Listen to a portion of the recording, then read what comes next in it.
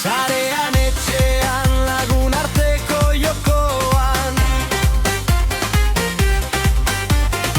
eraman dezagun beti gogoan zaharren jakintza gazten indarra hau da gure altzorrik ederrena gero eta gehiago ahoz aho tuntun euskara plazara adi eta entzun ez dabila itzali gure zuzaharra egunerokoan baitu indarra gero eta gehiago hitzez eta ekintzez bizi gaitezen euskaraz barrez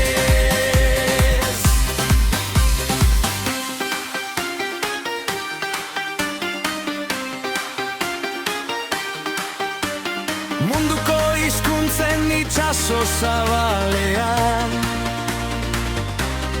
gure tanta txikiak